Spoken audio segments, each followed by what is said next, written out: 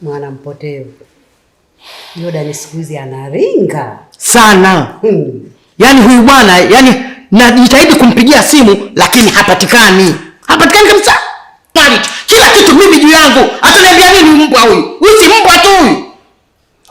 Usi mbwa tu huyu. Nimemtengenezea maisha leo hii kama saka. Nimemtengenezea maisha leo hii anapendeza na kuja kuleta kibesa na ongea show mbele zetu hapa. Pate. Na hamtokuja kunipata. Hamwezi kuniua kizembe hivyo. Jordan, nakuheshimu. Action. Huyu si mbwa tu huyu. Mimi feti nimemtengenezea maisha. Alafu na wewe unaniletea kibesi. Hamwezi kuniua kizembe hivyo. Kwa hiyo tutagawana kila kitu. Yaani ni 50-50. Hicho ndicho ambacho nilikuwa nafikiria. Kilichoniweka hapa na ambacho kinaniweka hapa ni mali zangu tu. Safi. Jordan siku hizi analinga sana. Hamwezi kuniua kizembe hivyo. 50-50. Siachi chochote. Si tumeshamaliza? Mimi naanza kuoga nijiandae siku ya kazi leo. Nitakuwa niende kwenye mishemishe zangu. Sasa ni mapenzi aina gani ya Cindy? Mimi bado sijalizika kabisa. Wewe unataka kukeshea hapa?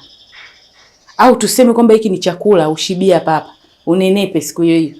Jordan, nakuheshimu. Kitu tunaweza tukafanya sisi wenyewe hili swala na itaturahisishia zaidi kuepusha michakato ya nini ya kalenda. Kwa hiyo tulimalize sisi wenyewe. Hicho ndicho ambacho nilikuwa nafikiria. Kwa mfano labda ni mtoto wako. Amekuja mjini kwa ajili ya kutafuta maisha. Alafu anakutana na mtu kama wewe.